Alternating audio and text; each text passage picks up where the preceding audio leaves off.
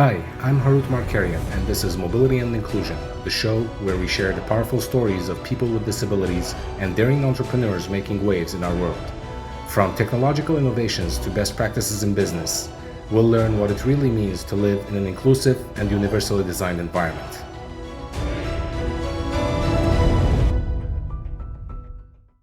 Welcome to a new episode of Mobility and Inclusion. I am Harut Markarian, and with me today I have an entrepreneur, an educator, and a philanthropist who has devoted her life to bettering the lives of children and persons with disabilities, Zully Alvarado. Zully was the executive assistant of Chicago's first African-American mayor, Harold Washington, and she was also the assistant commissioner of aviation. How about that? Yes. Zully served on the boards of Access Living Centers for Independent Living and the Chicago Foundation for Women. She currently serves on the advisory board of Chicago Community Trust Disability Fund and is a proud member of ADA25 Advancing Leadership. Zully's accomplishments were recognized in 2011 when named by Chicago Magazine as a Chicagoan of the Year. Well, Zully, Chicagoan of the Year, welcome to the show. Thank you so much. It's wonderful to be here with you, and looking forward to our conversation. Absolutely. Likewise, I'm looking forward to. Let's start by talking about the cultural exchange opportunities that you created, part of your philanthropic nonprofit. What was the program and who was it for? Well, primarily, one of the things that I've always said, having been born in South America and Ecuador, connecting with my roots. I grew up in the U.S. and Chicago, in the Midwest, and I wanted to reconnect again to Latin America, the Latin American culture.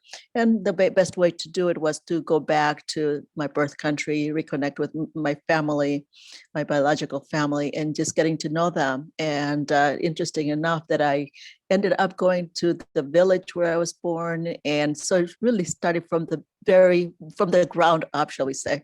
And then from there, I just saw that, hey, my family and friends in the North need to also come and see where I was born in this, and vice versa. So that began the what I call the cultural exchange, the professional exchange that really is not just about us always traveling south and giving to individuals that we always think that they need so much, but how about also how have them come to learn from us as well up north and find a way to be able to make that happen. And so I find that through health and education are the best means to be able to do that.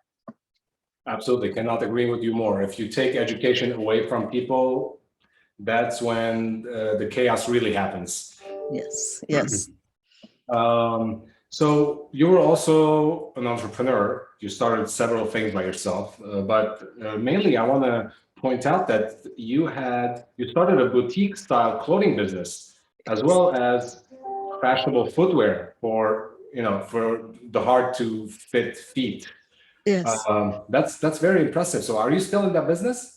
No, one of the things that I discovered as a person, as a woman with a disability, uh, I had to change careers numerous times or professions, shall we say, because of the nature of my disability. Disability sometimes has a way of tricking one's body as one ages, and as things change, one has to accommodate. And that's what I discovered. I started my profession early as a speech and language pathologist, and then moved on that I found that my voice was just not strong because of my respiratory issues. And so that shifted me. I did that for a few years and then moved on. So when you asked me about fashion design, that was a childhood dream. My disability had gotten really bad and came to a period of time that it pretty much came close to giving up. Due to chronic pain and weakness and so forth. So that once I found the right treatment, the medical treatment through natural and Western, Eastern and Western medicine, that I was given a new opportunity for life. And so the question came, what am I going to do now that I have another chance, at life, another thing to do? It's like I had given up and here I am all over again. What do I do? And so I decided that I wanted to have fun and use my creativity. And that's when I thought it's like, what did I always want to do? Fashion. And I love, dressing up. I love colors. I love textures. And I thought, well, I love sewing and I love handwork. I love couture. So I started that way. But then I asked myself, I really want to make a difference in other people's lives. It's not just always about the money and the fame and fortune. It's more about how can I make a difference and be happy at the same time. So I looked at me as like, what have I been missing in terms of what did I need? The difficulties for me had always been to get footwear, proper footwear, to always been having to have them made, but in Latin America, the same style, the same orthopedic, same, black shoes, that I felt like as a female, as a woman, I was always dressing from my neck to my knees. But then because of my leg discrepancies, the different size feet, it's just like I did not feel fashionable, beautiful, and so on. So I thought, hey, this is an opportunity that I want shoes. I want beautiful red shoes. And so it came to do runway because I had to do I went to fashion school. I wanted to start again from scratch. I went to design school and I thought, well, I have the show to do runway. So my whole collection, I wanted to do head to toe.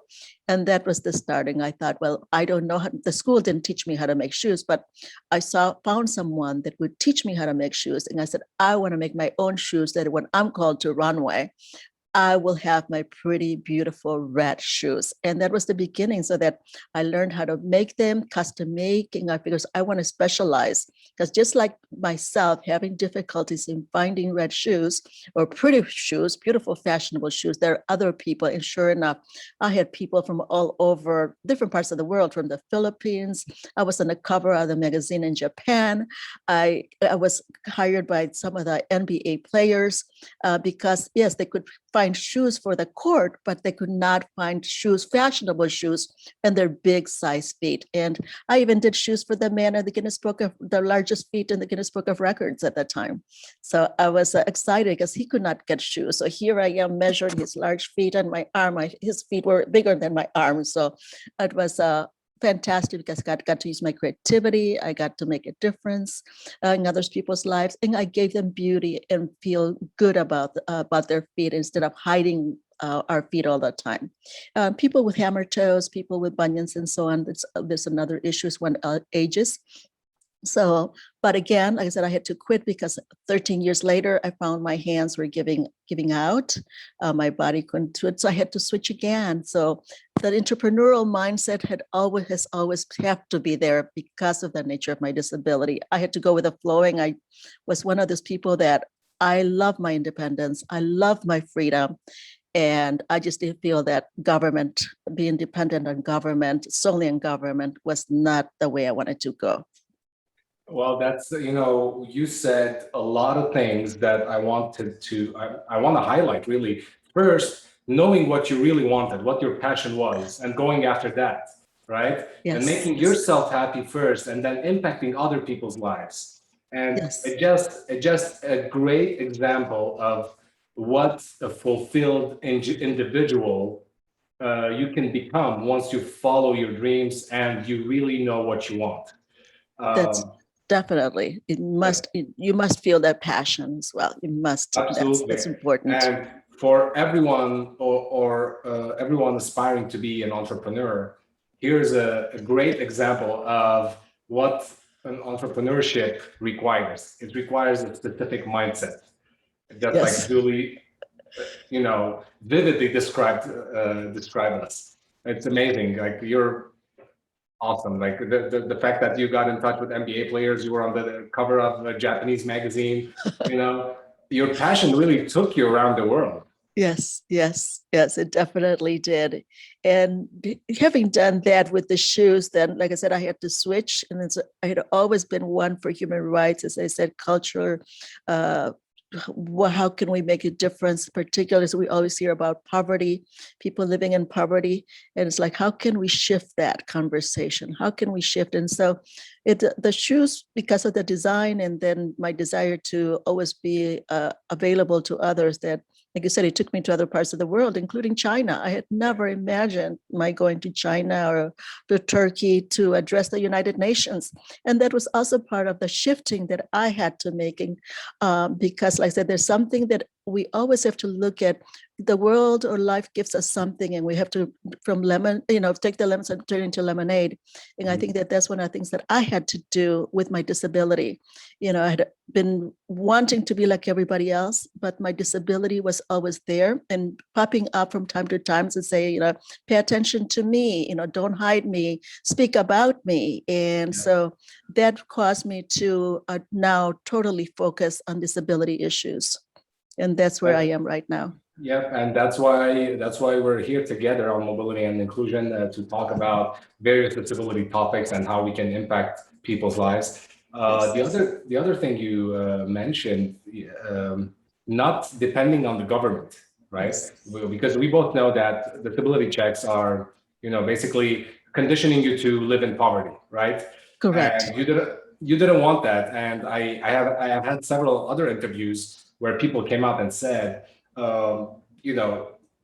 basically, I'm not allowed to have more than $2,000 in my checking account, right? And so I'm like, and if you're living in California, forget about the rest. I'm in California right now, and the person who said this to me also lives in California. I'm like, how are you living on $2,000 a month? That blows my mind. It's impossible, nearly impossible, Yes, definitely. And to get $2,000, that's a lot for some in other states, in other areas that they get $600 or $800, and then you're not supposed to have any more, and then you're supposed to use disabled account and can't work because then you lose what is most essential, and that's your Medicaid or Medicare, particularly Medicare, and with disability, we know that the equipment is so costly, and this is how many of the companies make their dollars through this population.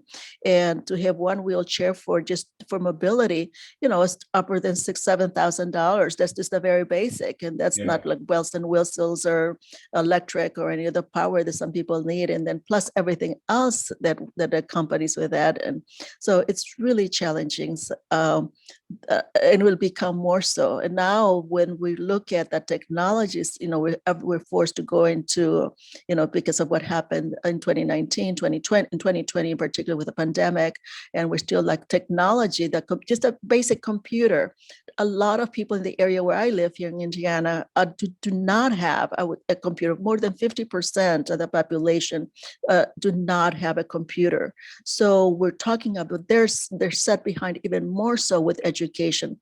This just general education. But when we talk about children with disabilities, and this is the battle that I constantly fight, is like the child with disabilities right now are not getting, what they're due, what they need, meeting their needs. And so their lives are just going to go really down for years and years to come. And that is very painful to see. And so to continue to depend on government, and I really encourage parents to work with their child now, their youth, to motivate them. Do not allow, whether they're quadriplegic, paraplegic, to become the victim in any sense of the word or be dependent on government, because that's not the route to go.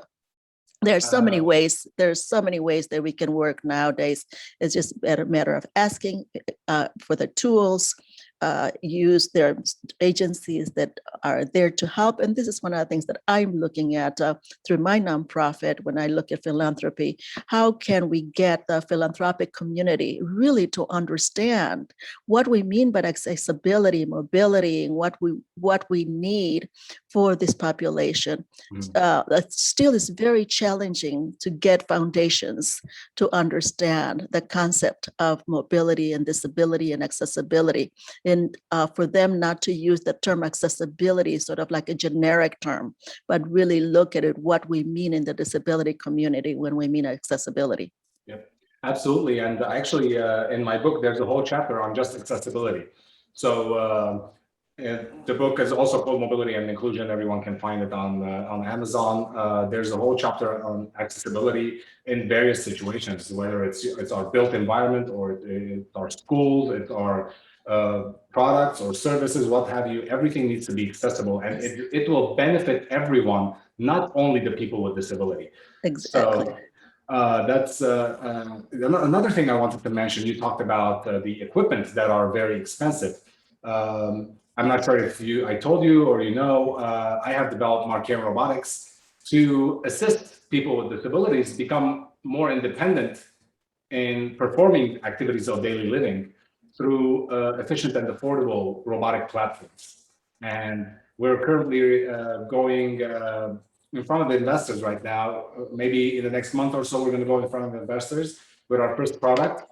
And as I mentioned, our goal is to not only help them become more independent, because in my understanding and through my research, I came to understand that independence is a big deal for people with disabilities. Independence is a big deal, period, for anybody, right? Yes. But yes. imagine the feeling when someone can perform any task by themselves. And we're talking, of course, about people with disabilities, and so you don't have to wait for your caregiver or your sister or your mother to do something for you. So that's what we're trying to accomplish in the most empathetic way possible. And this is happening by partnering with the community of people with disabilities. So I'm not sitting behind the desk and saying, okay, this is what the people with disabilities need. No, that's not how it's going, and it shouldn't it should not be like that.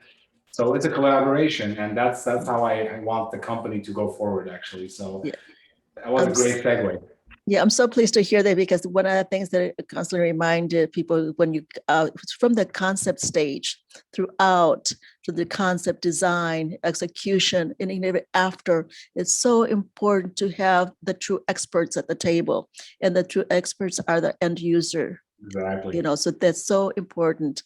In this case is the user being the person with a disability. Get them at the table, decide, just I'm trying to remember. I remember Apple at one time when we sat in Washington, D.C., some of the telecommunications with FCC, just picking our brains in terms of what is needing. I remember even before voice activation, sitting, getting a grant to be able to work through IBM and some of the major corporations. What is drag and dictate? What is, how does drag and dictate work?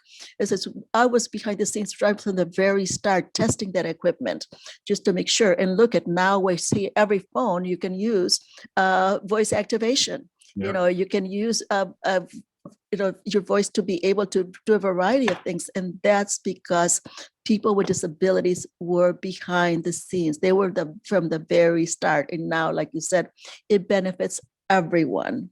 When you see closed caption the same way, it's because why is it now available on all computer through Zoom or through Google or the television? Is because the deaf community and in terms of, again, the elderly started requesting, so the elderly now benefit as a result because of the deaf community being engaged from the very start, and so on. So, absolutely.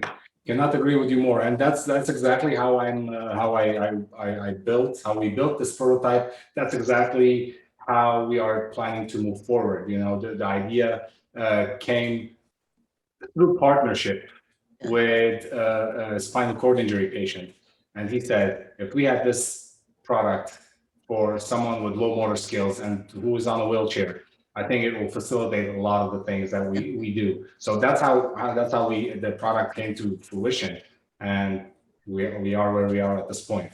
Yeah, I know. I was sorry to interrupt. I was so excited when I met you. When I heard about robotics, my mind just started going crazy, and just like creativity. And I was like, "Oh wow, I got to talk to this guy. I really want to be right there." So I'm really happy. Thank you so much. I really appreciate it. And this is not the end of it. After the show goes on, I'm still going to bug you every time. I'm like, "Hey, Zully, what do you think about this?" It'd be great. I love it. Love it. Awesome. So you were consulting LCM Architects on their project to make public schools accessible. Yes, yes. Were you able to accomplish that? And what did you put in place that was a game changer? Yes, that was the very start. Even oh gosh, that was in the early 90s. I can't remember, so long ago. Wow, I'm aging myself. Yeah, it was we got the contract, and I had to visit all. Imagine at that time it was over 500 schools in Chicago, and so there was a team of us, and was the one that had to go inside the schools.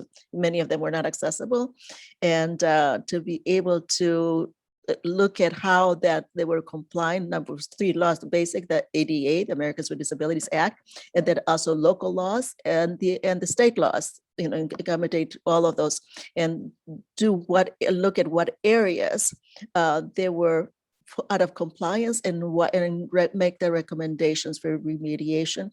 And one example was, I would say that the school where I went, my grammar school, which was segregated, I went to special school.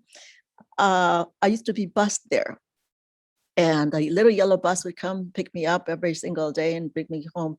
And I had never ever seen the front of the school, because we were always dropped off in the alley. And so as a consultant here, now I'm hired by this architectural firm. And for the first time, I get to go as a professional expert to evaluate that school. It was like, wow. It's like, here I am. It's like, I have never seen the front door. I get to go through the front door. And it's just like, well, the school, just to summarize it, the school no longer exists. Okay. Wow. So in a way, it was good. It was really hard. It was emotional. But just like I said, it was emotional for me to be separated from the children in my neighborhood, and being separated, sort of like cast aside because of my disability. I can imagine how other children, and I still kept in touch with one of the children that was on the same yellow bus.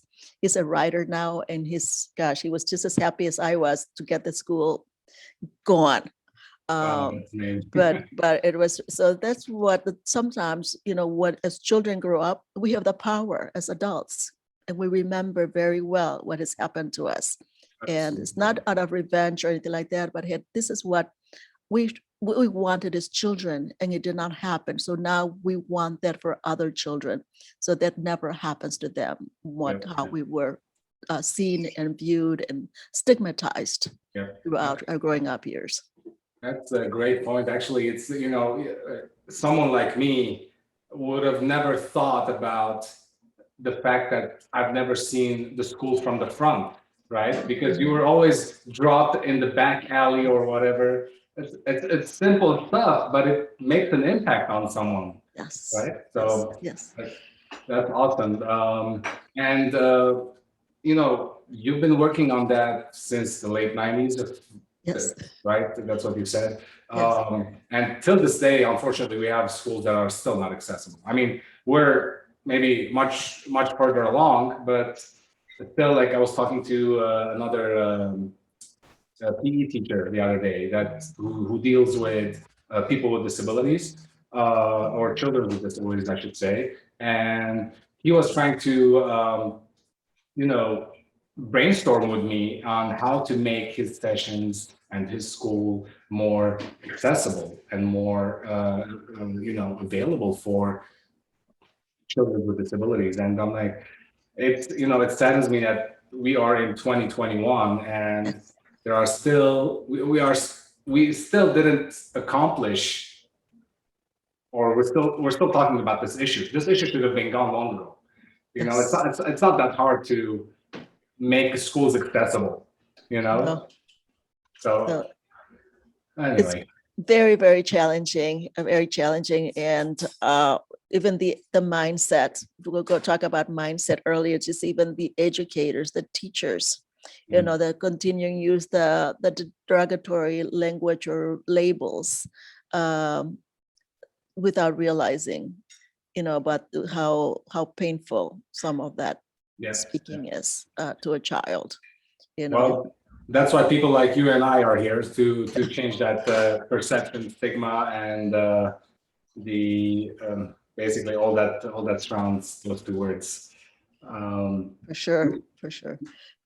You were also a principal player in installing kayak and canoe at Marquette Park, Yes, like user-friendly for the disabled. yes. So how did you accomplish that? And what was the reaction from the public, whether they were, whether the community of people with disabilities and just Yeah. general public? Again, coming here to this area, I thought, well, I come to Northwest Indiana, I'm going to rest now, maybe get back into my fashion somehow, just creating, maybe in the creative mindset. But then I learned a lot, so many opportunities here from trails, a lot of trails, gardening, and the waterways, amazing waterways. And I would hear people, oh, we're going to go canoe, kayaking. It's like, I've never tried that. It's like, what is that? How, where, how? It's never been offered to me. And I had gotten an invitation from a neighboring city, and that they were having this installation of what they call ADA launch, panel launch. I was like, I gotta go see this. I got the invite, but of course, it's usual. I show up, and who is going to do the ribbon cutting of this amazing opportunity? There was no one. I look around, it's like, this is supposedly for people with disabilities as well. This is why they installed it, but I don't see a single person that uses a mobility device. So of course I got volunteered. It's like, okay, they see my chair, and it's like, sure, I'll do it. I'll be the first, and I'll be sort of like, I'll allow myself to be used in such manner, because we got to show the world that we can do it. Absolutely. So I got into this kayak, and I was afraid of water, because I guess, how often do I get that opportunity? Don't know how to swim. And so I got in there, did the ribbon cutting across the river. But then I said, why not in my community? I have a lagoon, the Calumet Lagoon. There's the mouth of the Great Lake Michigan, and so on. So it's like, I want this. How much? So again, I started really asking the questions. I can do this. I know that my city doesn't have, the first thing they'll say is, oh, we don't have the budget. I said, well, I went to the local government, and I said, don't worry about it. I'll figure it out. I'll raise the funds, we'll do it. But we must have this. And so sure enough, 6 months later, we got our own in our community. Now Northwest Indiana is known throughout it's not only for Northwest Indiana, but throughout the world, that we have the most accessible kayak paddle launches in the world. So we have about 10 now. 10 accessible paddle launches, and we started summer, sunset paddles once a week for the community. So it wasn't just now for people with disabilities; it was for everyone. And so many people were enjoying, because now they saw that they did not have to get their feet wet or get in the mud, get in the water to get into their device for paddle, but they had this accessible paddle launch.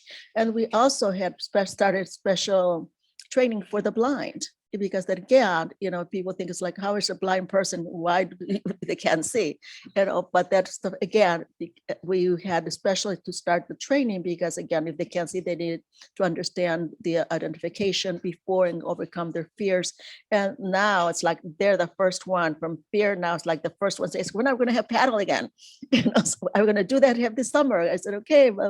It was like, yes, we're going to have it. So I started up again for the summer. So now it's everywhere. And just not too long ago, I was invited to for the town of Elkhart, the city of Elkhart, where we did a ribbon cutting for 2 paddle launches in that city. So it was great. It was really wonderful. And I love now the outdoors recreation. It's like, I never ever thought of that for myself, and here I am now being the expert on outdoor recreation for people with disabilities. That is awesome. That is awesome. And I would love to collaborate with you on any of these projects, because it really makes a huge impact on people's lives. But I'm really interested and curious in knowing how was that accomplished? Like, let's say the canoeing, for example. How did people get on it? Yeah, was there a designated canoeer, if you will, or how did that work? For whom? For the blind, or for just in general? In general, yeah. Yes, no, what I connected, well, here started off by, again, seeking the expert who knows about paddling. So there was one organization called the Northwest Indiana Paddling Association, contacted them. I said, I don't know anything about paddle. Could you tell me what do we need? And so on. It's like just the basic questions. How do we get started? How much do you think? Do we have a company that we can work with that you trust? And then the equipment itself, how will you work with us? At least for the first, summer, to see until we get something established.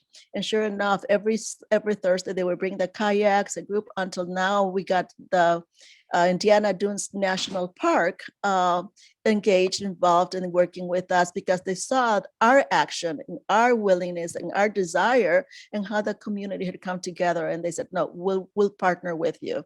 And now it's like, I've stepped back and I was like, hey, that's your job now.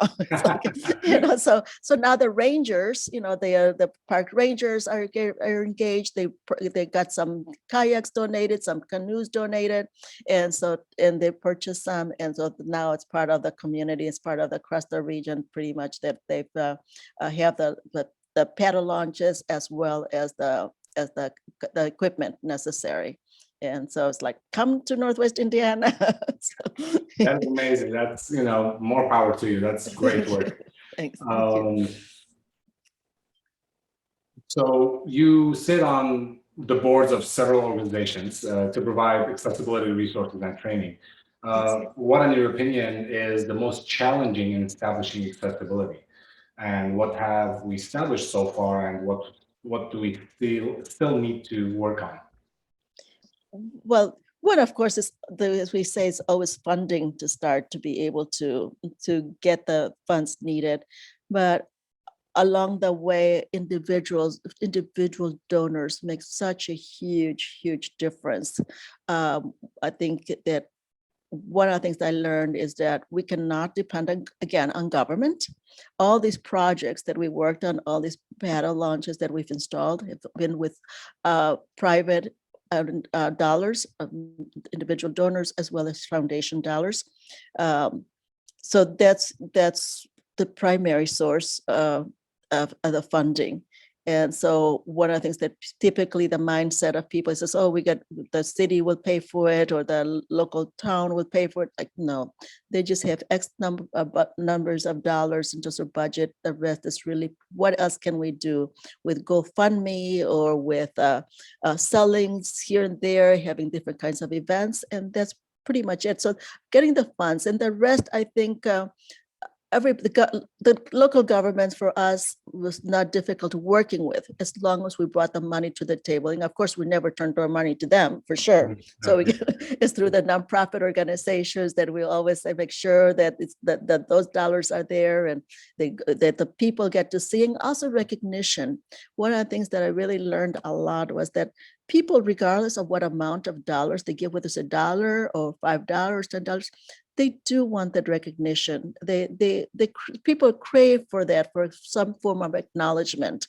And I think that's really important, that we forget sometimes that people want to be recognized, even though they may say no.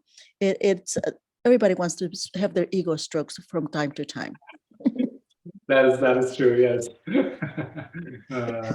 that's awesome. So that's great. I mean, that's that's our time together for today. It went really fast. I really enjoyed my time with you. Thank you so much. Thank you, Zully. It was a pleasure having you with us today. Thank you. Thank you so much. Of course, I cannot thank you enough. Thank you for everyone for tuning in. Remember, if an environment is accessible, usable, convenient, and a pleasure to use, everyone benefits. So let's make life accessible for all. I'm Harut Markarian, and I will see you next time.